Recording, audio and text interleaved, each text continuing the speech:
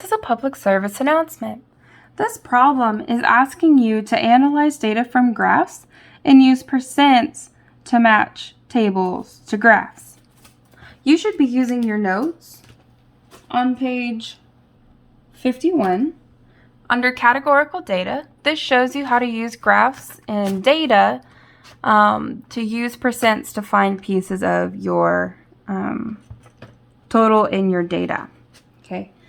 Or pieces or parts or wholes. All right, you also could be using page 27 in your note over percent proportions. Okay, these will help you find the pieces that you're missing.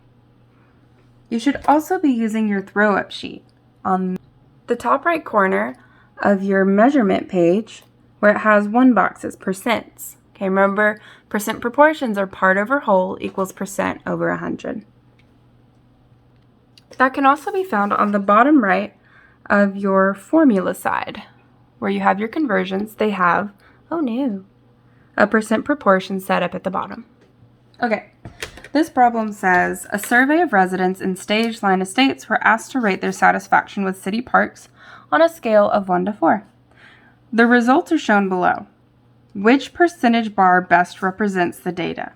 So this is the survey that they gave. Out of the number of residents, 18 gave the estates a 1. So this is like kind of like a neighborhood and how they feel about the city parks in that area. So they rated them a 1. 27 of them rated it a 2. 63 rated them at a 3. And 42 rated them at a 4. Okay. So we need to decide which of these percent bar graphs matches this data. And before you get started, remember 18 in the table does not mean that the number 1 column is 18% of the data. Okay? It only matches your part over whole equals the percent over 100. Okay, so how do we find that? Okay, so if part over whole equals percent over 100, we need to know what percent each of these parts are out of your whole.